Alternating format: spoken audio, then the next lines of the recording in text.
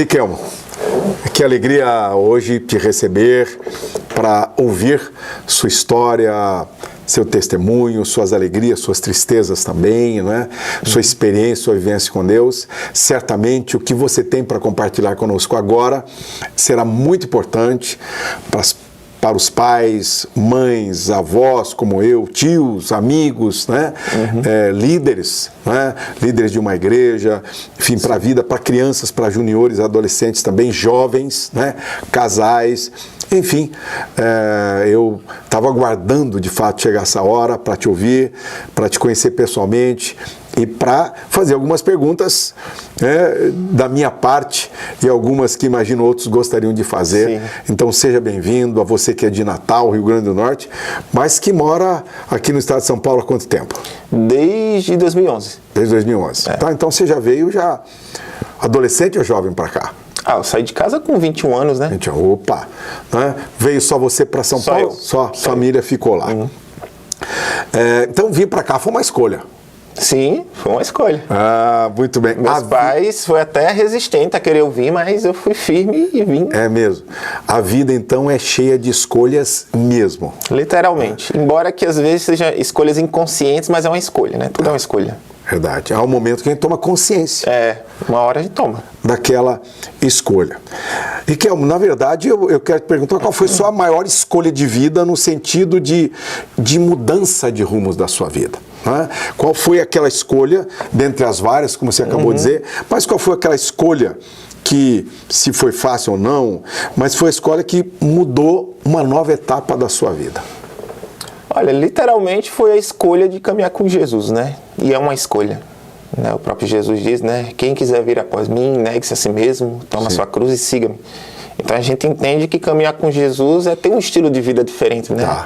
Como diz em 2 Coríntios capítulo 5, versículo 17, quando estamos em Cristo, nova criatura somos, eis que as coisas velhas passaram e tudo se fez novo. Então a gente vive uma novidade de vida e a gente começa a viver os planos que Deus tem, né, na vida da gente. Mas o que motivou essa escolha? Ou seja, por que você precisou fazer essa escolha? O que é que estava acontecendo na sua vida? Como é que estava a sua vida nos últimos anos? Por que você precisou fazer essa escolha? Então, qual era o pano de fundo da história? O que é que você estava vivendo? Porque na verdade, assim, toda a minha vida começa, né, aos 10 anos de idade ali, quando eu acabei tomando um rumo diferente do que todo pai deseja para o seu filho, né? Aos 10 anos eu tive o primeiro contato com a pornografia, né? Aos 11 anos eu cheguei a sofrer um abuso numa piscina, um rapaz mais velho me tocou indevidamente, e eu lembro que eu fiquei muito frustrado com aquilo e guardei aquilo para mim, porque eu tinha medo que falar para os meus pais brigar com a minha mãe e gerar uma situação e que não sei o que seria. Então aquilo ficou guardado. Aos 13 anos mais ou menos eu lembro que eu gostei de uma moça na minha escola, mas sofri rejeição. E o meu pai, ele não teve muito aquele papel moral, né, de me ensinar. E minha mãe era muito super protetora, passei por crise de ansiedade, depressão, né? E isso tudo provido pela própria pornografia, né? E na adolescência. Na adolescência. Depressão, tudo isso na adolescência. E hoje eu estudo e entendo que muitos jovens hoje, na adolescência, estão tendo essa crise de identidade, depressão, crise de ansiedade, tudo provida pela própria pornografia, né? E hoje está acessível a todos a pornografia. Sim, por exemplo, vejo que muitos pais deixam o celular disponível com o filho, mas ele tem acesso a tudo que está na internet, né? Tem coisas boas, mas tem coisas ruins. Com 12, 13 anos, você não tinha acesso à internet. Como é que era essa pornografia 13 anos atrás? Não, existia fita cassete, né? Tá. Aí os meus primos alugaram lá e eles achavam que eu não sabia colocar. Meu pai tinha me ensinado para assistir aquele Toy Story, né? Sim. Aí eles não quiseram mostrar o que eles estavam assistindo. E criança, quando vê que se está escondendo algo, né? Aí é que ela quer. Aí que ela quer ver. Então, quando eu vi no tempo inapropriado, né? 10 anos. E aí com abusos, né? E aí com a rejeição. E aí eu estava virando homem, mas o meu pai nunca foi presente nesse sentido de ensinar a identidade do que é ser homem, né? E eu tive que me virar sozinho. E aí, pela crise de depressão, ansiedade na juventude, na adolescência, né? E pela rejeição, eu me encontrei numa situação que eu não sabia onde me encontrar. E as pessoas já tinham o hábito de querer dizer que eu era homossexual, né? Ah, você tem um jeito de ser gay. E tem uma palavra que diz que quando a gente repete uma mentira 1000 vezes, ela começa a se tornar verdade, né? Imagina para uma criança, né, que a puberdade está se desenvolvendo, sim, as pessoas começam a afirmar que ela é uma coisa que nem ela sabe o que é. Né? Então eu sofri todo esse bombardeio, digamos assim, na minha adolescência para... E quando foi que você cedeu ao homossexualismo, então? Porque, veja, eu entendi que houve aí um contato com a pornografia, sim, passou a ter um contato constante, vem um abuso ali numa piscina, sim, as pessoas dizendo isso, e quando é que isso, na verdade, então, passou a fazer parte da sua vida, da prática, assim? Porque não era seu plano, não era sua ideia, seu projeto. Na verdade, eu falo que nem eu sabia o que estava acontecendo ali, né? Mas eu entendo que foi mais movido entre os meus 17 anos. Porque eu era meio que excluído ali da escola, de todo mundo, o pessoal me zoava, falava que eu tinha jeito, e pela pornografia, pelo abuso, pela rejeição, né, e pela falta ali da paternidade, assim, moral, né, foi mais nesse sentido. Meu pai, sim, sempre supriu tudo que eu queria, mas no sentido de me ensinar algo, eu não tive. Então, você meio que vai tentando se encontrar em algum lugar. Então, quando eu fui para a escola, conheci um rapaz que era homossexual, muito divertido, engraçado, fizemos amizade e me chamou para conhecer, na época era o termo GLS, né, que era mais antigo. Certo. Conheci a praça, depois fui numa boate conhecer, nem eu sabia o que era exatamente aquilo, mas eu estava conhecendo. Só que eu tive a infelicidade de entrar na boate homoafetiva ali, só que no dia seguinte a minha família ficou sabendo, que uma pessoa me viu entrando logo na primeira vez que eu entrei lá. E aí eu tive que trazer uma resposta para o meu pai, e eu lembro que eu passei acho que quase 1 hora do lado dele, ele me perguntando o que eu fui fazer lá.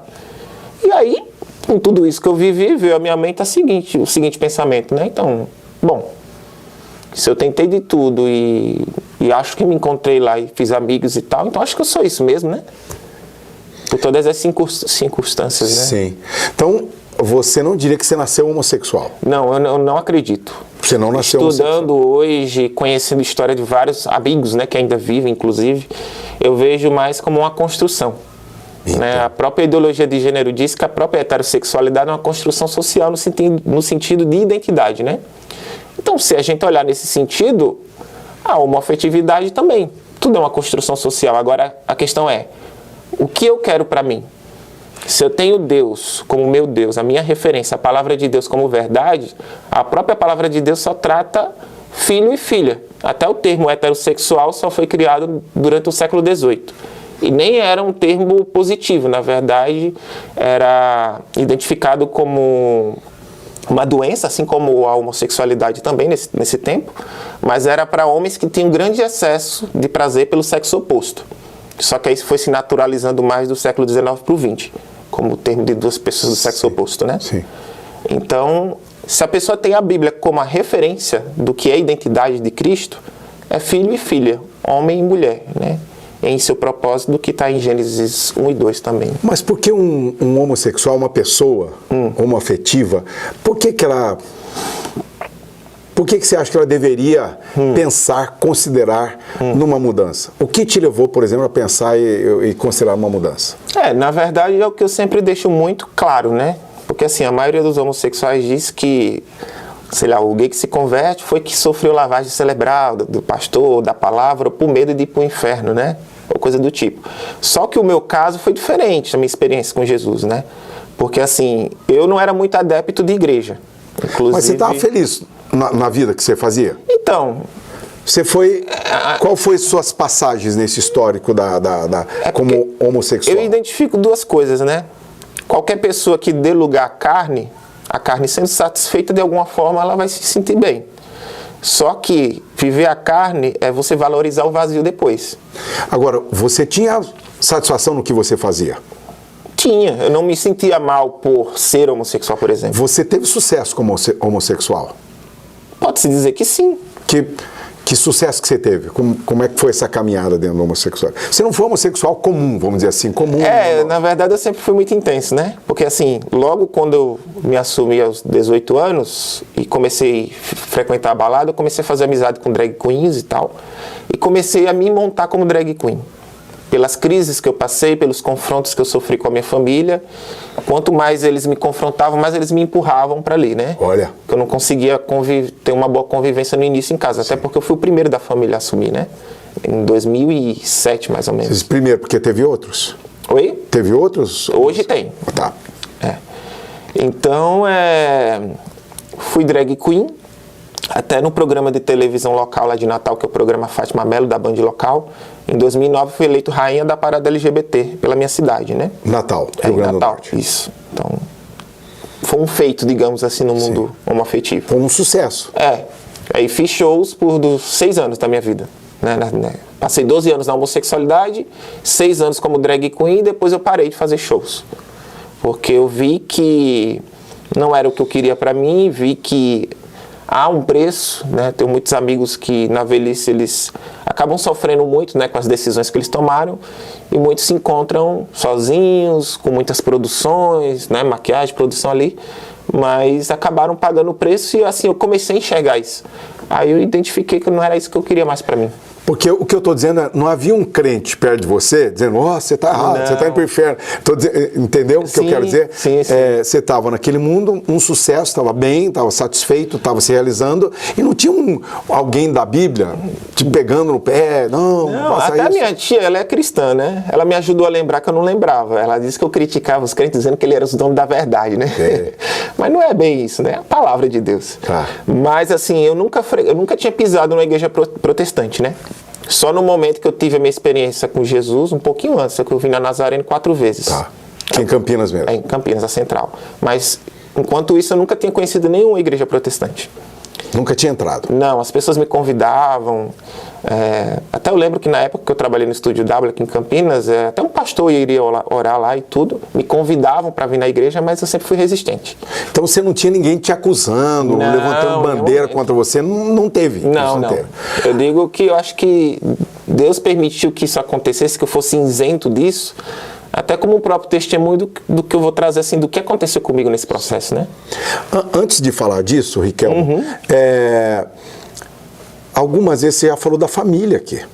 Da mãe, sua mãe super protetora, sua mãe fazendo o melhor por você. Sim. Seu pai, a maneira dele, fazendo até o melhor que ele entendia. Sim. E aqui é uma pergunta muito importante. Eu sou pai de filhos casados, sou o nosso caçula que ainda está solteiro, mas casa daqui a 1 ano aproximadamente, sou vô. E aí, você disse que teve um momento que a confrontação da família não ajudou, pelo contrário, empurrou ainda mais. Sim. O que você diria nesse momento, por exemplo, se um pai, se uma mãe está incomodado, ou assim, poxa, minha filha ou meu filho, essa área não está legal, não está arrumada essa área, eu vou dizer assim, a área sexual não está arrumada, sua identidade sexual não está arrumada. Eu entendi que a confrontação não ajudou. O que você diria então, como alguém que foi um homossexual, o que você diria que ajuda neste momento, se não é a confrontação? O que eu diria é o seguinte, eu acredito que os pais precisam sim ter um posicionamento, né? Dizer, olha filho, não é o que eu desejei para você, não é o que Deus deseja para você, mas independente do que você possa estar vivendo hoje, eu sou seu pai, eu vou te amar. Né? Quando a gente vê ali a passagem do filho pródigo, né? O filho sai de casa, o pai dá a parte financeira dele, só que ele precisou viver, né, situações e se encontrar numa situação e reconhecer que as escolhas dele não foi boa. Sim. Então, se de cara um filho está querendo assumir ou está se encontrando nessa identidade, não é brigar, não é apontar que você vai conseguir tentar reverter a situação. No meu caso, nem eu sabia o que eu estava fazendo ali numa boate, né? Sim. Então, meu pai já foi me criticando ao ponto de dizer, o que você foi fazer lá? Me deu uma resposta, já me encurralou contra a parede, né? Então, depois disso, eu comecei a receber críticas, comecei a sentir um afastamento por parte da família na época, e tudo isso acabou me motivando a se afastar. Então, o que eu diria para um pai hoje é que, assim, se o filho se encontrar nessa identidade, né, assim, assumir isso, deixe muito claro para ele que você ama a vida dele, independente que for as escolhas. Sim. Né? Mas que o pai sim precisa ter um posicionamento com o filho e dizer, olha, não é o que eu desejo para você, não é o que Deus deseja para você, mas eu acho que se hoje você quer viver essa identidade, você agora tem que começar a buscar a sua própria direção de vida, né? Porque eu entendo que até no meu próprio caso, eu só mudei movido à própria experiência com Jesus. Né? Depois que eu fui ali batizado com o Espírito Santo em casa, né? Que esse é o meu testemunho, né? Sim. Depois que eu fui na Nazareno umas 4 vezes de terça, comecei a buscar orações pelo YouTube. E um dia, quando eu estava muito cansado, porque eu sofri um puxão de tapete do trabalho, né? Tá. Perdi tudo que eu tinha. Área profissional. Trabalhei em grandes salões, tinha uma vida assim um pouco, assim, qualidade de vida boa. Só que com tudo isso que aconteceu, eu perdi tudo, né? E me encontrei numa situação que eu não sabia o que fazer da vida. Então, na oração eu falei para Deus, eu falei: Senhor, cansei da minha vida, desisto, entrego ela para você, porque já não sei mais o que fazer. Ali foi muito sincero da minha parte, né? Então eu senti, na hora que eu falei isso, pastor, um calor me envolveu em casa, assim, meu corpo esquentou e meu corpo formigava assim dos pés à cabeça, parecia que saía descarga elétrica dos dedos, né? Foi muito intensa essa oração. Sim. Foi uma experiência sobrenatural, sim, espiritual, sim, com Deus. O que mais me deixa impactado é que assim, eu nunca tive hábito de ler a palavra, né? Tá. Até esse momento. Bíblia Sagrada? Não. Nada? Até ganhei de uma cliente assim, mas nunca tinha compreensão. Abriu para ler. Só que tudo que eu vivi dali por diante, a Bíblia explica. Do que ali fui batizado com o Espírito Santo.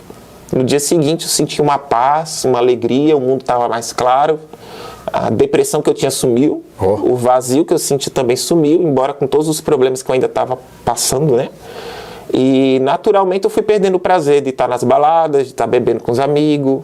E aí chegou o ponto crucial do meu testemunho, né?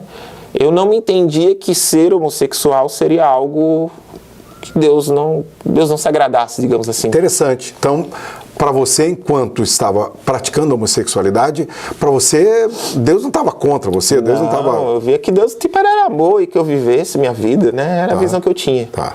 Só que depois desse processo, de uma forma progressiva, eu fui batizado com o Espírito Santo em setembro.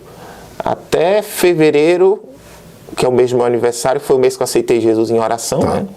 Você permaneceu na homossexualidade? Permaneci, normal. Até porque eu brinco assim, eu falo que, sei lá, estava andando na rua ali, Jesus me batizou com o Espírito Santo e, né, o Espírito Santo que nos convence do pecado, do juízo, da justiça de Deus. Sim. E tudo ali ele foi me convencendo ao ponto de eu não sentir mais prazer com as coisas antigas, né? Sim. Então chegou o ponto da homossexualidade. Então quando eu me envolvia, que para mim não era algo errado, assim, né, perante a vontade de Deus, eu não fui conseguindo mais. Ao ponto que das últimas vezes, toda vez que eu vivia aquilo, eu sentia que aquela graça irresistível, né, aquela paz assim transbordante se afastava de mim.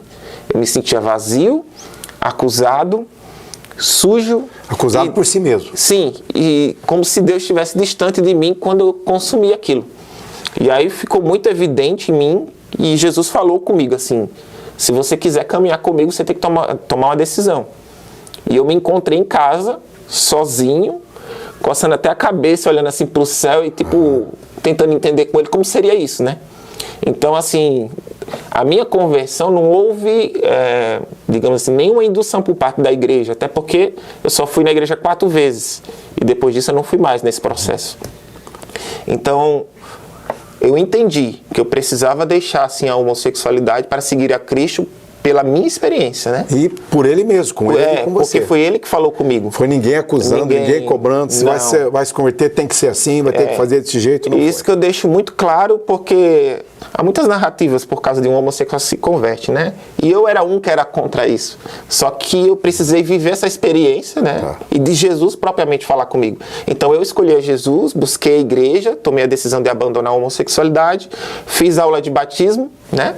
Tá. E no dia do batismo, era o dia do Orgulho Gay de Campinas. Era eu descendo a José Paulino em direção para a igreja e todo mundo subindo para a parada. E a Bíblia fala assim, né, sobre a gente andar na contramão do mundo. E por muitos anos você subiu, vamos dizer assim, a ministério para a parada. Eu cheguei a fazer show na Parada Gay de Campinas, né, uma vez.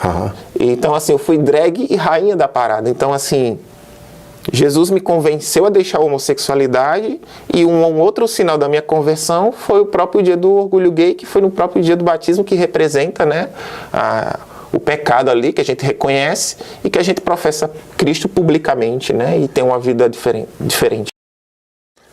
Riquelmo, sobre mudança de vida, qual versículo da Bíblia, qual passagem você menciona, né, que para mim, que faz sentido para você, dá base para dizer, essa passagem da Bíblia Sagrada dá base para dizer que há necessidade e há condições de qualquer pessoa, e não estou falando só da área sexual, em qualquer área da vida, ela tem condições e motivo para mudar, ter uma mudança de vida. Tem propriamente uma palavra que Jesus diz, né? Quem quiser vir após mim, negue-se a si mesmo, toma sua cruz e siga-me. Então, a gente compreendendo que caminhar com Jesus é um estilo de vida diferente, né? Sim.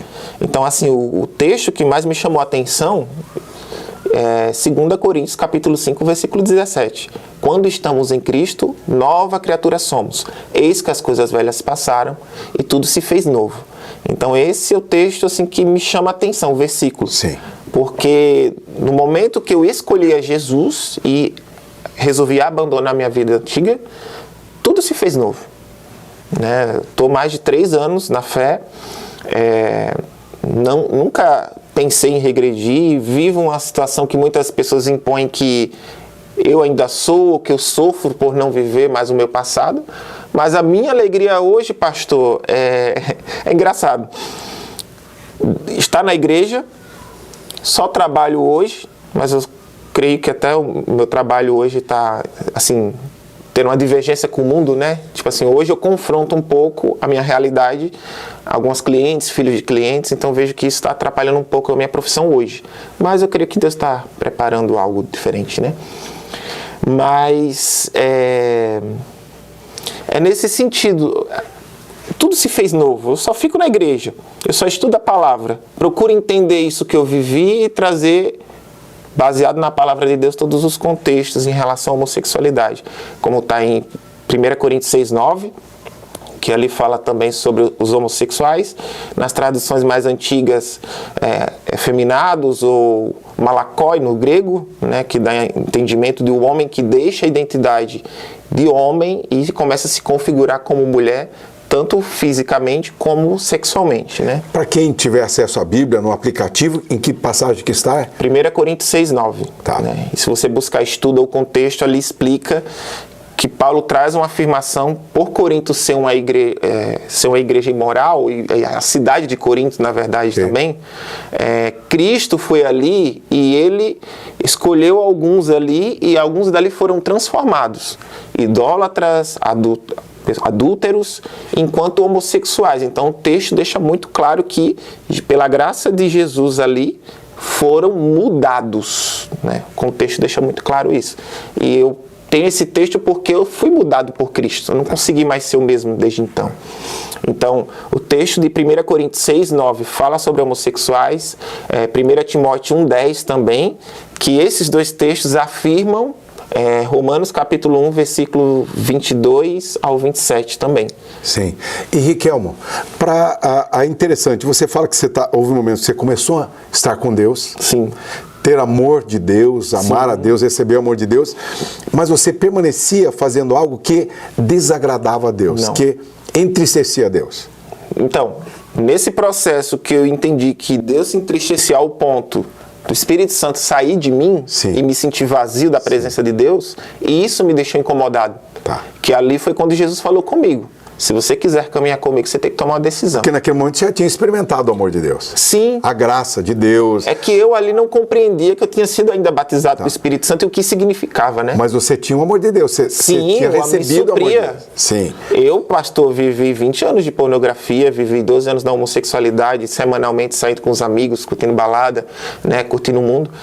E desde que tive a minha experiência com Jesus, depois de Jesus falar claramente que eu precisava tomar uma decisão, a graça dele me bastava. Então foi o que eu estava concluindo aqui na pergunta. Hoje eu estudo esses textos, trago afirmações nas redes sociais sobre isso e levo muito hater, né? Qual que é o seu canal mesmo? No Instagram tá Riquelmo_Araújo. Certo. E no YouTube, Riquelmo Araújo também. Tá. Riquelmo Araújo e Riquelmo_Araújo. Isso.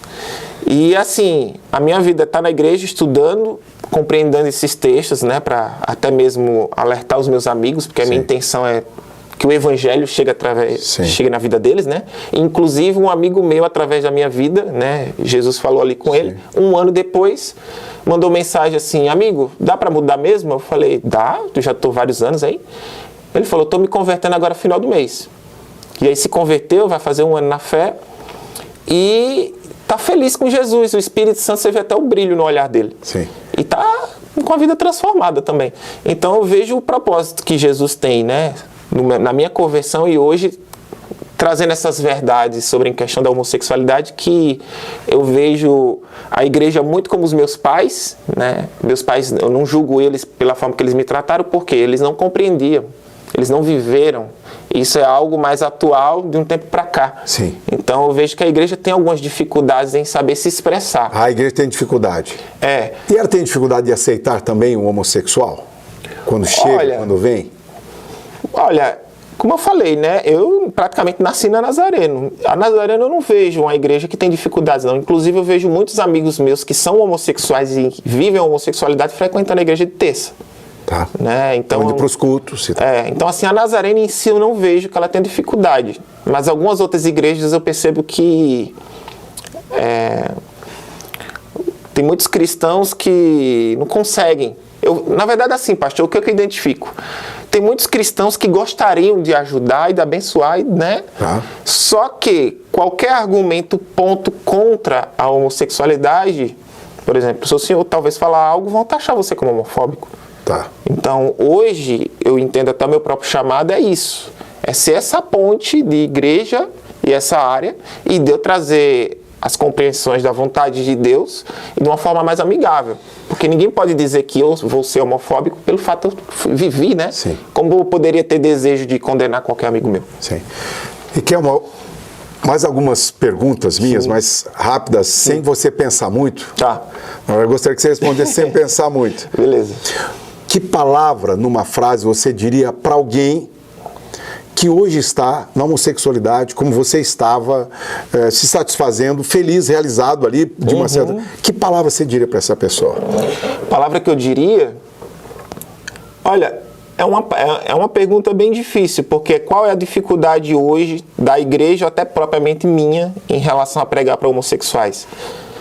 É você falar do amor de Deus, mas amor sem verdade acaba se tornando uma mentira.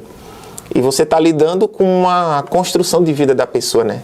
E para ele seguir a Jesus, ele vai precisar negar essa vida, né? E tomar uma decisão. Então, eu acho isso uma pergunta um pouco... tem uma certa dificuldade. Mas o que eu falaria literalmente é de Jesus, do amor de Deus, em querer salvar, né, todo ser humano, incluindo a homossexuais também. Claro. E como o texto de Corinto deixa claro que muitos ali foram mudados por Cristo. Claro. Então é falar do amor de Deus, da salvação, e que para ele está aberto, mas que isso envolve uma decisão.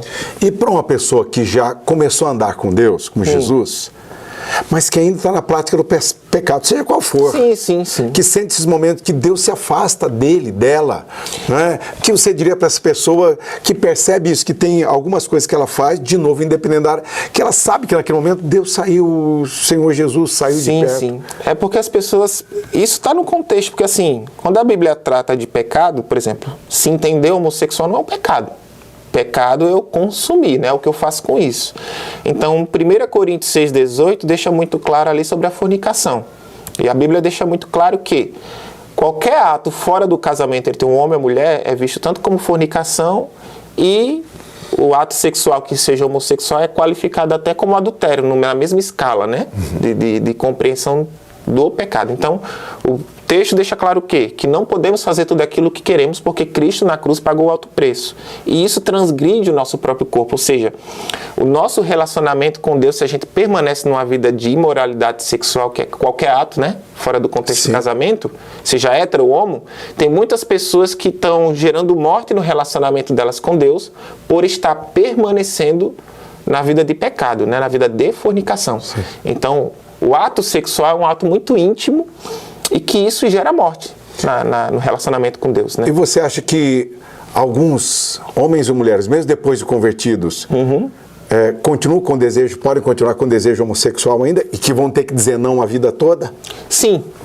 A Bíblia deixa, né, alguns estudiosos também deixam muito claro que assim, primeiro que não podemos desconsiderar o poder de Deus, né? Deus pode mudar quem Ele quiser, Ele faz o que Ele quiser, Ele é Deus. Certo. E Deus pode sim tirar o desejo de um homossexual, só que não significa que ele não vai sofrer com outros tipos de pecado, né? Cada um tem a sua inclinação. Só que em sua maioria vão precisar buscar vencer os desejos e glorificar o nome de Deus. Sim. Porque é o que eu costumo dizer, a luta de um homem que é homossexual para conter os seus desejos não é diferente de um cara que é hétero. Né? Desejo é desejo. O que muda, às vezes, é a questão do gênero e talvez um pouco do preconceito. Isso aí é uma questão, mas a luta é a mesma. Todos têm essa luta. Todos. Uns mais, outros menos, mas todos têm. E alguns talvez terão que mantê-la na cruz a vida toda, porque se descer da cruz vai fazer miséria aqui embaixo. Porque eu vejo assim, eu vi alguns relatos de alguns homossexuais que se converteram e nem passaram muito dos 2 anos de convertido. Que sofreram, tiveram crise, né? E recaídas, alguma coisa assim? Trouxeram uma justificativa que venderam algo que não era verdade para eles sobre libertação. E libertação é você conhecer a verdade. Né? João 8,36, se pois o Filho vos libertar, verdadeiramente sereis livres. Jesus me mostrou a verdade, olha, a verdade é essa, mas a minha graça te basta. Então você vai precisar lutar, vencer os seus desejos, que ninguém vence 20 anos de pornografia do dia para a noite. Eu vivi isso. Só que aí os estudos sobre pornografia deixam claro o quê? Que a pornografia promove a liberação de dopamina na mente. Então isso gera um vício na pessoa, comparado com de uma droga. Então pensa, se você está viciado como uma pessoa que foi drogado, essa pessoa vai ter abstinência. Então, o seu processo do 1º, 2º, 3º ano em diante, dependendo de como for, você vai sofrer uma crise de abstinência. Então, você vai ter dor de cabeça, você vai ter dor no corpo, você vai ter inquietação, fora das próprias brigas espirituais que a pessoa vai ter. Né? Que se o hétero passa, como não seria com alguém que é homossexual. Sim. Então, todo esse processo de libertação, se o cara não for homossexual, o cara que é hétero vai passar, né? Então, a gente entendendo, igualando as duas coisas, o homossexual geralmente ele tem uma tendência ao vitimismo, no sentido assim, nossa, eu estou sofrendo, né, e não estou conseguindo me libertar disso. Calma, a sua luta para se libertar do processo da liberação de dopamina, se você permanecer, não cair, embora que doa no início, você vai vencer e vai passar. Eu sou uma situação dessa, eu vivi 20 anos e hoje nem sofro, e às vezes um e-mail antigo lá que eu fui ver e vi que tinha um vídeo antigo lá, eu fui excluir na boa e nem sou influenciado mais por isso. Certo. Totalmente superado. Sim, sim. Então isso é um processo, né? Eclesiastes 3 diz que é um tempo determinado, né? Então há um tempo para você se libertar dessas coisas que influenciam a mente. Romanos 12:2. Não vos conformeis com as coisas deste mundo, mas buscai-vos pela renovação da vossa mente, né? Então o quê? Preciso não me conformar com isso e buscar renovação. Isso vem com a palavra e intimidade com Deus, né? Então, Riquelmo, você está pronto para novas escolhas na vida? Com certeza. Quais são as duas maiores escolhas que você espera fazer nos próximos tempos na sua vida? Escolhas, eu diria até desejo, né? Assim, isso? Na verdade, assim, é constituir uma família. O que eu mais quero, assim... Porque tem até uma compreensão bíblica que fala assim, né? Há uma diferença da gente ser criatura e filho de Deus. Quando a gente aceita Jesus, entramos na justificação e nos tornamos novamente filho de Deus. Né? E fala que o DNA de Deus ele começa a fluir na gente na identidade, né, de filho. Então a vontade imutável de Deus se torna a minha vontade. Então de uma forma natural, pastor, quando eu me converti, eu não imaginava que eu queria casar, ter filho, não. Eu só queria seguir Jesus. Só que naturalmente, depois, eu me peguei descendo de um ônibus e comecei a admirar uma moça, achando ela bonita. E outra vez eu comecei, tipo assim, ter atrações e coisas começaram a fluir dentro de mim. Perfeito. E essa vontade foi natural, não foi imposta por algum pastor ou coisa do tipo. Então, foi natural. Então, hoje é um desejo meu, assim, deseja encontrar essa moça e constituir um casamento. Sim. O que eu vejo que é um pouquinho de dificuldade é uma moça que aceita o meu passado, o meu presente e o meu futuro. Sim. Então, o meu presente hoje na igreja é o quê? Que é o meu chamado. Conversar, lidar com isso, aconselhar outros. Você não tem noção da quantidade de mensagens que eu recebo de rapazes que tem esses conflitos. Porque a maioria deles, pastor, tem vergonha ou de se abrir com alguém que é pastor, e dependendo se o pastor não tiver assim, uma sabedoria em escutar o que ele vai falar, pode se escandalizar. Sim. Então, e se alguém quiser te procurar no particular, pode me procurar. No Instagram, né? Riquelmo_Araújo. Sim. E pelo YouTube também, que é Riquelmo Araújo, e minhas redes sociais todas por esse nome mesmo. Perfeito. Então hoje virou meu propósito, né? Hoje eu aconselho rapazes... Uma missão de vida. Hoje, uma missão de vida. De trazer claridade sobre toda essa situação, porque eu vivi, né? Que é constituir a família e seguir sendo uma testemunha de alguém de que Cristo. estava nessa condição, porém foi transformada, mudada. Hoje um homem Pastor, para a glória você não de tem Deus. noção. Muitos amigos meus que eu achava que estariam comigo se afastou depois que eu me converti, né? mesmo. E fala que Jesus passa a vassoura, né? Quando a gente se converte. Sim. Só que muitos que eu conheci e não tinham amizade comigo mandaram mensagem para mim dando parabéns e acreditando que eles também um dia vão mudar de vida. Amém. Então o testemunho e o Espírito Santo que testifica no coração das pessoas, né? Então comecei meu amigo, se converteu, vai fazer 1 ano na fé, tá feliz com Jesus, ninguém obrigou ele a nada. Ele que sentiu essa necessidade. Perfeito. Riquelmo, eu agradeço muito esse tempo precioso Amém. de te ouvir, do seu compartilhamento. Quem vai entrar no nosso canal pode ver vai ter acesso ao seu canal, enfim, ouvir os testemunhos seus, a exposição de forma tão clara, sem acusar ninguém, mas mostrando uma testemunha viva de como Jesus pode transformar a nossa vida e dar-nos realmente uma nova vida, porque Ele veio para nos dar vida e vida em abundância. Riquelmo, obrigado por ter vindo, obrigado por essa contribuição a todos que estão nos ouvindo, nos acompanhando nesse momento. Vamos deixar a sua palavra aqui, você que pôde ouvir o testemunho do Riquelmo nesse momento, divulgue, compartilhe. Não é para ofender ninguém, para acusar ninguém, mas para dizer que é um caminho melhor, um caminho excelente. E Ele é Jesus Cristo, o nome desse caminho. Amém. Até o nosso próximo encontro.